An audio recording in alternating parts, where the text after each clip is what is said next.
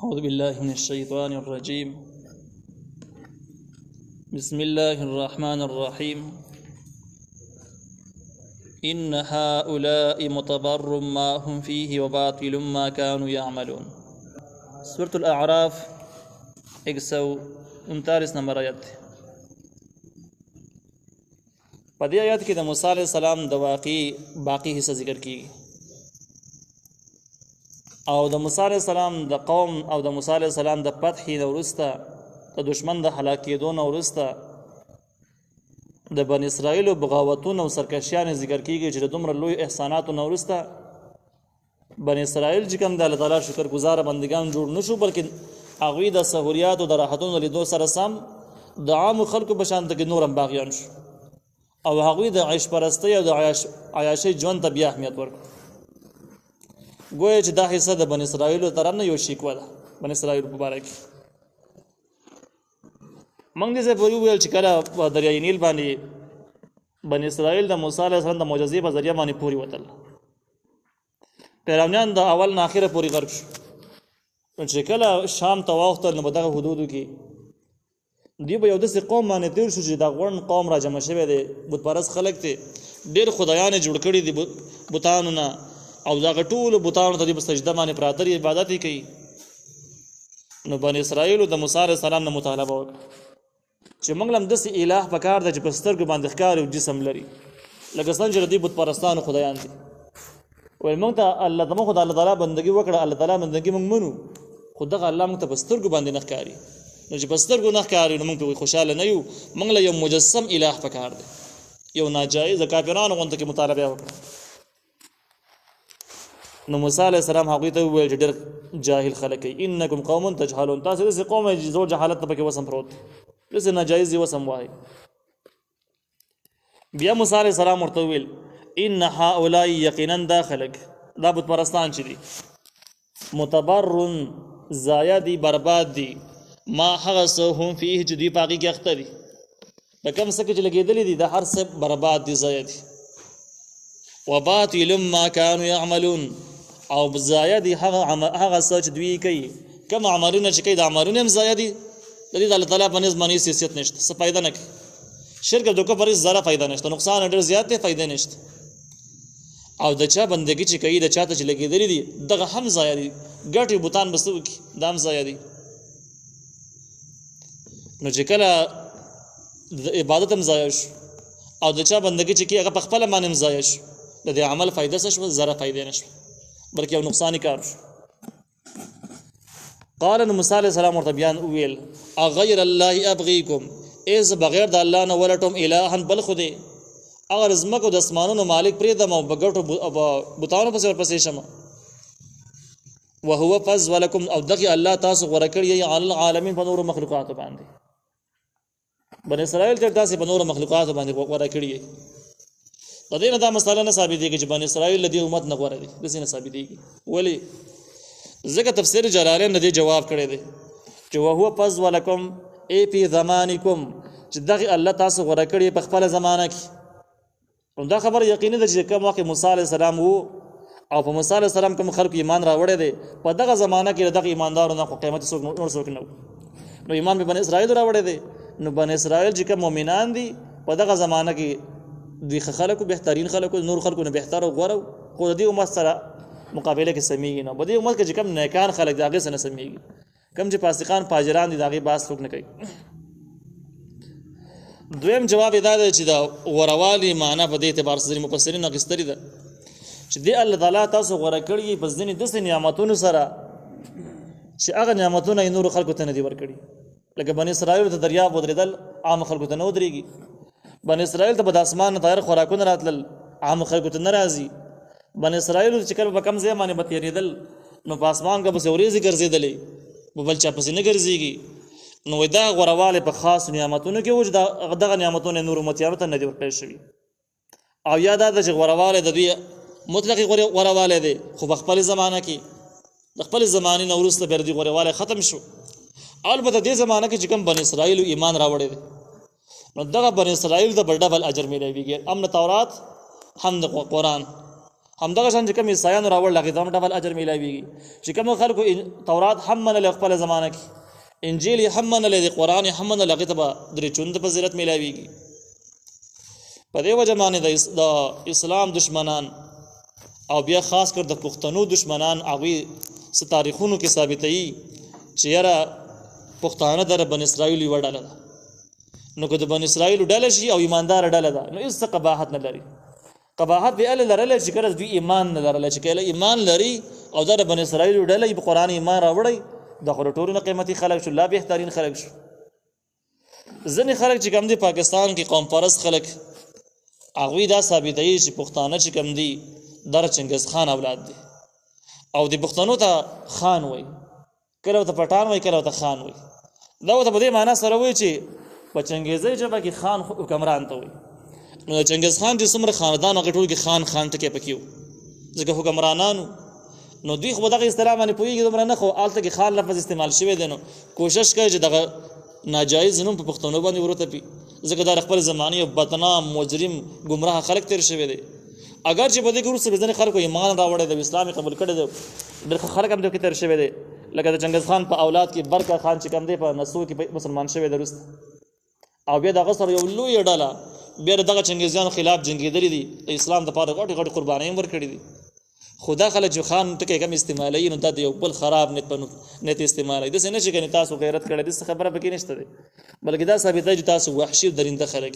او د چنګیز خان اولاد دي بهر حال باندې دا خبرې عیب نه دی هغه وخت عیب ګرځي چې کله سړی ایمان نه لري چې ایمان لري نو دا عیب نه جوړېږي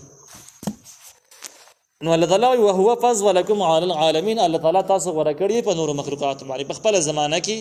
یا په خاصو نعمتونو سره وَإِذْ أَنْجَيْنَاكُمْ مِنْ آلِ فِرْعَوْنَ هغه وخت چې موږ خلاص کړي تاسو د قوم د فرعون نه یسومونکم چې در رسول به تاسو سوء العذاب بد عذابونه هغه احسانات د الله تعالی ذکر کیږي چې په کوم احساناتو کې بن اسرائیل خاص خلکو او غوره شوي یو پکې دا و الله تعالی وایي چې د فرعون قوم د وحشت او د ظلم پنجه کې تاسو راګیر وي او دا داسې وحشت و چې تاسو ته به بد عذابونه در رسول خطرناک عذابونه به در رسول په دغه بد عذابونو کې د دو عذابونو ذکر یې کړی دی دا پکې ډېر خطرناک دي دا بیخي قابل برداشت نه دي یو پکې دا دی یقتلون ابناءکم قتلول به زامن ستاسو قتل یقتل بدا شد پکې راشي نو دا کثرت ته اشاره چې یقتلون ابناءکم زیات په وجل زامن ستاسو ويستحيون نساءکم او ژوندۍ به پرې ښودلې زنانه ستاسو زنانه به دې لپاره ژوندۍ پرې ښودلې چې زموږ د قلاګانو کې خدمتونه کوي بیګارونه کوي راله کورونه کې راله خدمتونه کوي په دې نیت ده چې زنانه باندې خفه کېدل نارینه دې لپاره وجل چې دوی ازادي حاصلې نه کړي انقلاب را نه ولي د فرعون د ظلم او د جبر نه ځان خلاص نه کړي نو دا به د وجل ځکه ځوانانو کې انقلاب موجود دی چې څو پورې په عیاشۍ باندې راختلې نه وي په لوبو نشو کرکټو تماشو باندې راختلې نه وي نو دوی کې د انقلاب جو جذبه موجوده وي چې کله دغه مضمونونو ته واړه به ګډای راواړی چې بګډېدو شي سندرې شروع کړي او سار ماښام یې دغه صابوړی په غاړه باندې راړولی دغه شان د کې نشه شي بیا د انقلابونو قصې ختم شي بیا د هغې تصورات ختم شي خو چې دغه پکې نه وي نو بس د ځوانانو سره انقلاب لازمي مضمون ده چې دوی ازادي غواړي دوی د ظلم او د جبر هغه ملا ماتول غواړي د ځوانۍ فطرت دی د ځوانۍ هغه جذبه ده نو دوی به ځوانان وجل چې دا ازادي حاصل نه کړي انقلاب را نه ولي د ظلم د فرعون د ظلم هغه بنیاد وران نه کړي او زنانه به ځکه پرېښودلې زنانه انقلابونه نشي راوستی هغه کمزوری مخلوق دی به دغه زنانه به خپل خدمتونه کول بیګارونه به کول الله وی وفي ذلکم بدی واقعا ستاسو کې بلاء امتحان دی من ربکم ستاسو د رب طرفنا عظیم ډېر لوی دا ډېر لوی امتحان دی بني اسرائیل باندې تیر شو الله تعالی د ظلم او وحشت نه خلاص کړو آزاد ژوند یې ورله ورکړو د موسی علیه السلام د یو عادل حکمران په مشرۍ کې او د هغې نه بعد د بوتانو مطالبې شروع کړلې الله وی وواعدنا موسی 30 لیلة من وعده واخیستله د موسی علیه السلام نه د 30 شپو وعدنا چې کله په واو باندې کړه زبر شي نو دا هغه مضمون ته ویل کېږي چې دواړو جانبینو نه وعدې شوي د یو طرف نه نه شوي چې د یو طرف نه شوي هغې ته وعدنا وایي په واو باندې به کړه زبر نه او چې په واو کړه زبر راغی د دې معنا دا چې جانبینو د یو بل سره وعدې وکړي اوس دې ځکه کې وعدې د جانبینو نه داسې شوي دي الله تعالی موسی علیه السلام سره وعده وکړه چې زه د تورات در کوم خو کله چې ته کوی تور ته لاړ شي هلته کې 10 شپې اعتکاف وکړي چله وکړي او موسی علیه السلام سره وعده وکړه چې زه به اعتکاف وکړم خو ماله به کتاب راکړي جانبیانو نه وعده وشول دویم وعده چې کومه ده دا په هغه ځایونو کې استعمالېږي چې کله به دې کې د دې فایدې واضح وي او د چا سره چې واده شوي نو د هغې هغه غونډه فایدې ذکر شوي چې تاسو تعالی به دا داسې در کوم نو دې ځای کې واده ټکي په دې معنا سره استعمال شو چې الله تعالی مخکې موسی علیه السلام خبر کړی تا ته به کتاب میلاویږي ته لاړ شي موسی علیه السلام سره واده شو ور 10 شپو چې ته لاړ شي کوهي تور ته هلته به 10 شپې ذکر شوی دی نو ورځې پکې خود به خود راغلي لکه موږ وایو پلانکې سړی 10 ورځې مسافري کړې ده نو څه معنی نه ده چې ورځې بعد ته د شپې به کور ته راتللی مطلب خو نه جوړېږي مطلب دا ده چې ورځې وویلې شپې پکې خود به خود راغلي هغه شپې د ورځ سره په خپله باندې شاملې دي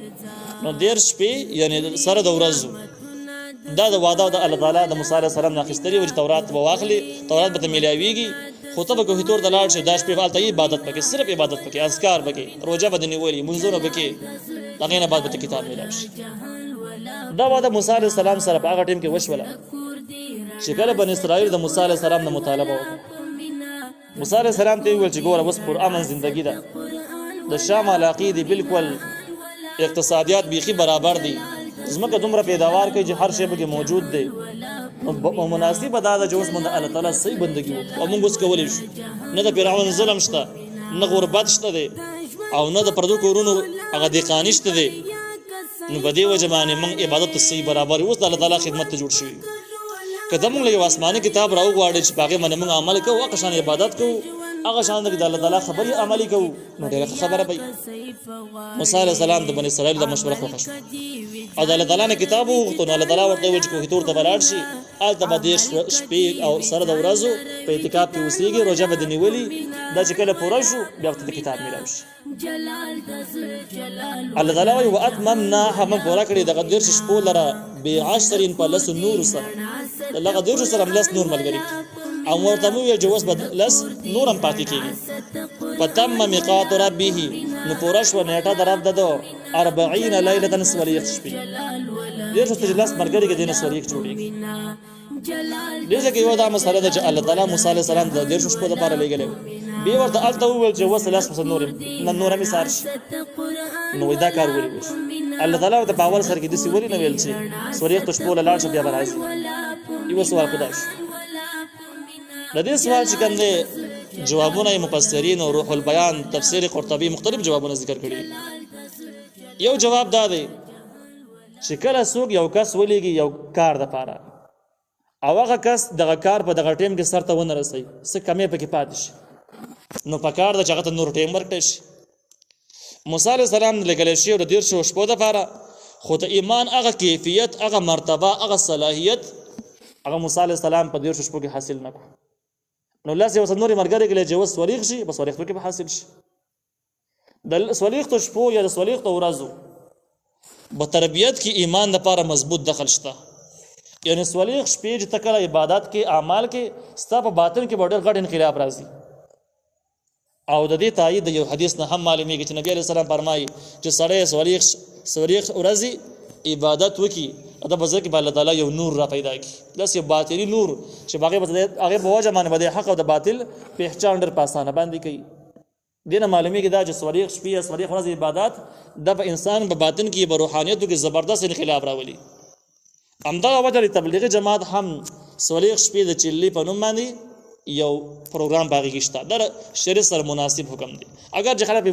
ضایع ترازونه کوي چې دا به حدیث کې نشته رئیس ولیق شپو دپاره لاړ شه بس به حدیثو کې داسې نشته چې په کومبړ کې داخله واله ورته کې سبقونه ووایه خدا یو ترتیب د علم او ترتیب د تربیت دی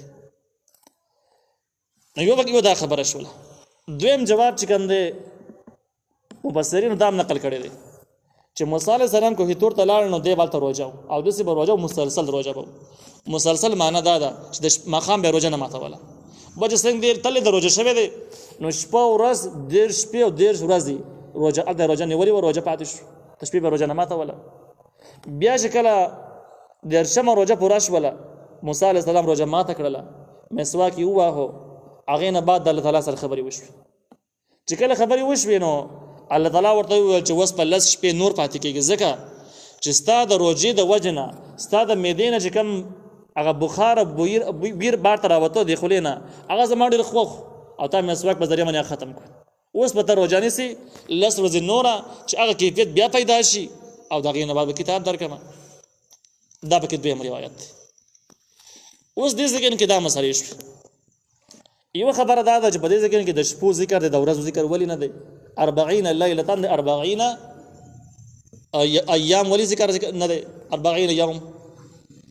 د دې نه جواب دا دی کوم چې امام ابن العربي رحمه الله تفصیلا نقل کړی دی چې په شریعت کې په اسلامی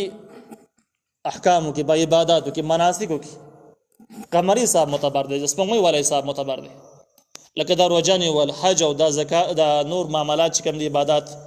نو بده کې چې کوم دی نو قمری حساب معتبر دی او قمری حساب چې کوم دی د قمر سپوږمۍ ته بیان سپوږمۍ نه چې کوم حساب جوړ شوی دی قمر چې کوم د سپوږمۍ د شپې راخیږي د ورځې نه راخیږي او د قمری حساب تاریخ کله شروع کیږي چې څنګه نور پرې وته نو بس تاریخ شروع شو نو شپه اول سر شو ورځې وروستانه حصہ شو نو دغه طریقه باندې وای دې کې د مسالې ته اشاره شوه چې احکام د شریعت دا متعلق دي په قمری حساب پورې په شمسي حساب پورې دا متعلق نه دي شمسي حساب سره عبادت تعلق نشته یو مسله دا معلومه شوه. دویم دا مسله معلومیږي چې ګوره الله تعالی موسی علیه السلام سوري خوشبو لولېګو کوه تور ته او اول سر کې وته نه ویل چې تصویري خوشبو لاړ شه ډیر شي وته ویلې به وسیله سیوا کړلې. په دې کې د شریعت یو بلې مسلې ته اشاره ده هغه مسله د تدریج ده. تدریج دې ته ویل کېږي چې کله ته یو کس ته یو کار خې یو کار پکې نو په یو ځل باندې به ته غوړ انبار حواله کې نه چې دومره کار وکړه بلکې هغې ته به لږ لږ حواله کې لږ لږ او چې هغې کول نو مخکې به ته نور حواله کې نو په تدریج سره چې یو کار وشي دا ډېر مضبوط کار او په تدریج سره چې کله نه لکه مثال به طور باندې ته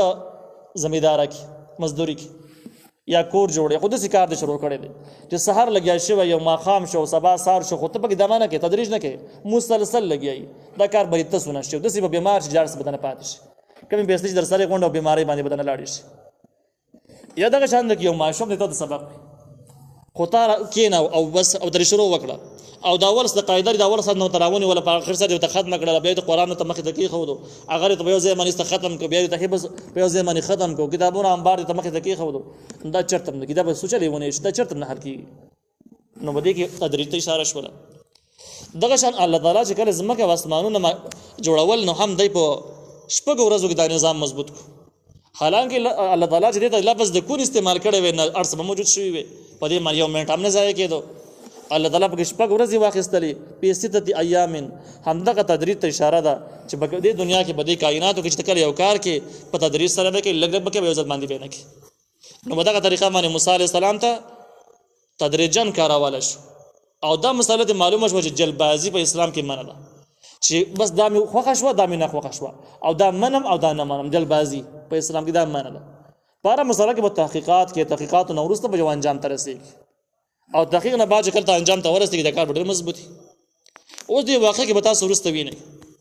موسی علیه السلام ته خو تعلیم نه تدریج هغه به دې باندې عمل وکړو. بني اسرائیل په تدریج باندې نه پوهېدل هغه ټول عمر غلامي لیدلې وه هغه شرعي تعلیمات لیدلې نه تدریج نه پېژاندو نو د دوی د خطایي چې کومه وشوله چې دوی اعتراض وکړي چې موسی علیه السلام ورک دي او موږ له بل رهبر پکار دی او خدای پکار دی نو دا غلط فهمي د دوی د سره پیدا شو. موسی علیه السلام چې کله ته نو دوی ته ویل چې زه به 10 ورځې او 10 شپې به کوه تور کې یم هارون علیه السلام به زما په ځای باندې نمایندګي مشر به هغې نه بعد به زه راشم بني اسرائیل ټیک ته چې کله 10 ورځې پوره شوې موسی علیه السلام ته الله تعالی ټیم سیوا کړی او څلوېښت شپې لګېدلی و نو بس چې باقي ورځې شروع شولې بني اسرائیل لا جمع شو ویل ګوره موسی علیه السلام موږ ته 10 ورځې ویلي اوس دا ورځې سیوا کېږي روانې دي او موسی علیه السلام دا رقم نه لګي چېرته به ورکړي نو په دې کې سامری راپاڅېد. څوک وایي سامری چې کوم دی نو دا د پیرامن د خاندان سړی و د بني اسرائیلو جاسوس او څوک وایي نه دا اسرائیلي و خو دا د غواګانو د عبادتونو والا سړی و مشرک هغه خلک یو چې کوم د غواګانو عبادت کوي او ګمراه سړی و ځکه د پیرانو بادشاهي کې د غواګانو عبادت هم کېدو د بوتانو هم کېدو د الله تعالی هم کېدو قسمه قسم حالات شروع ځکه نظام نو شرعي نظام نو کفري نظام باقي هر شی جایز او آزاد نو سامری چې کله دا حالت ولیدل چې خلک د موسی علیه السلام انتظار کوي هغه خپل ټیم باندې راونه رسېدو د دې موقع نه فایده پورته کړه هغه سازش چې کوم د پټ کړی را برسېره او خلکو ته دروغ ویل چې ګوري موسی علیه السلام چې په کمالات تلو الله تعالی ملاقات او دیدار ته موسی علیه السلام او الله تعالی منځ کې لار ګډه وډه شوې ده الله تعالی ته بل لار باندې راغلی زمون خو راغلی دی موږ یې ني او موسی علیه السلام ته دی الله یې ني لار کې بل نتیر بیر شوې دي ګډ وډ شوې دي څخه جوړ کړي او هغه څخه راوړاندې کول دا الہ دی او دا څخه ځینې روایتو کې دا دي چې په دې څخه کې د موسی علیه السلام د جبرائیل علیه السلام د خپل خاور پتا و اچول شي په کې او څوک دا وایي چې نه بده کې پونګي لګیدره نو چې کله هوا ته مخامخ خو به आवाज و په دې خو کې به هوا ورنه وته چې کله شاته به وته کې پونګي او کې به आवाज کړ نو د پونګي په دې لپاره دې لګولې و د سامری چې د आवाज کې چې خلکو به شک راشي چې کني صاحب کې دی او ول دا الہ د رسولانه جوړ ډېر خيستو خلکو تحقیق ونه کو جلبازي وکړه تدریج نه کار وانه غست چې په قلار د سامری حالات معلوم کی د اسکی حالات معلوم کی دا کار ونه کو هو ورمن ډیک دی او ډیک ته داس خېدا خو دی اور پریوات جلبازي وشو تدریج ونش نو سخت خدای کی پریواتل نو بده کې د دیر شو نسولیت ته مضمون اړول دغه تدریج ته اشاره ده چې په تدریج په اسلام کې یو بنیادی اهم شی دی لګړل خلک د سې چې بس انپړ خلک یو عالم بیان غواوري باغې باندې هغه متاثر شي تحقیق نه کوي بیلار چې بل چا بیان غواړي هغه بل بیان دی اول نه مخالف یاره وای دیم سي خبري وکړي او ټیک ته کم د سیده نو بده ټیک ته کار باندې کار نه کې صرف زوري واځي کار نه کې تحقیق ضروری شی دی تدریج ضروری شی دی د دوه احوال معلوم کړه د دې چې خبره چې تاور د احوال معلوم کا دینداری پاکدامنی دیانتداری چیک علمیت چیک مستقبل او موجوده حالات اندازه کا تیر حالات تاریخونه بس نوٹ کا اغه نه بعد ته پته ولګی چې دا سړی ټیک دی غلط ان والله یو اتممنا هم پورا کو دغه لرا بعشر پلس نور سره پتم میقات ربه نه پورا شو نټه درب ددو 40 ليله صلیخ شپې موږ ویل چې اسلامي احکام مناسک دا متعلق قمری صاحب پسې دي قمری صاحب د شپې نه شروع کیږي نو بده وجه شپې ذکر شوی وقال موسی او موسی علیہ السلام لاخيه خبر ورته هارون علیہ السلام دی نخلفنی فی قومی ته زما خلیفہ شوی نائب شوی ته زما په قوم کې زما نماینده شوی دې ځکه امام ابن العربی رحمه الله فرمایي چې دې ځکه کوم مسائل معلومیږي نو مسائل دا معلومه شو دي واقعا شرعي مسله دا معلومه شو چې کوم اسلامي نماینده او خلیفہ او دې یو ځکه نه بل ځکه ته په ضرورت باندې لاړ شي نو ذکر د علاقې نو وزیر خپل بل نائب به وټاکي د خپل راتلو پوری چې دا به نظام چلای او هغه نوی نائب ته ضروری اصلاحات وخی چې د کار بکې ضروری خبرې به وړاندې کی چې دا مخه په نظر کې ساتي چې دا کار کول آسان شي او دا ټول حکمرانانو لپاره یو فریضه ده چې کله یو حکمران دی او زګین بل زګین تزي پس کار باندې نو د خپل نائب ضروری ټاکي او هغه د هدایت هم جاری کوي نو دغه طریقه باندې هارون موسی علیہ السلام چې د الله پیغمبرو کله چې دته هارون علیہ السلام خپل نماینده مقرر کړ واصلح او تبع اصلاح کی دا اصلح نمک مضمون ذکر نشو د څه اصلاح کی د ذکر نشو نو دې کې اشاره عموم ته ابن عربی سے وایي دې کې اشاره عموم ته ده چې په دې ذکر کې با اصلاح د ظالم کې د اصلاح د بل پم کې خپل ظالم ټیک ساتي چې غسو کې خطا نه کی او د قوم پام کې د قوم سو خطا نه کې بچا بچو په بونسي نو بده وجه باندې مفعول حذف شو عموم ته اشاره ده چې د اصلاح د هر شو شي کې ولا تتبع او تابعداري باندې کې سبیل المفسدين د لارې دورانکارو خلکو مفسد معنا مخه تر شوی ده دورانکارو خلکو د لارې تابعداري باندې کې نو هارون علیہ السلام د الله تعالی پیغمبر دا غینه د اورانکارو حمایت ممکن نو خو دې کې اشاره دی خبره ده چې دا مستقل شرعي مسله ده چې دغه نائب خلیفہ چې کوم دغه د هدایت ضروری کیږي چې تبه د اورانکارو خلکو په لار باندې نزي یعنی کم سړی چې د قوم د اتحاد او د اتفاق دشمن دی کم خلک چې په قوم کې راپورته کیږي د آسماني دین او د شریعت دشمنان دي د دې رائے ته اهمیت نه ورکې دوی له حوصله نه ورکې اس قسم تعاون به سره نه کی بلکې دوی ټول اقوال او افعال به ترد کې مسترد کې به چې کم د اتفاق مخالف دي کم د شریعت مخالف دي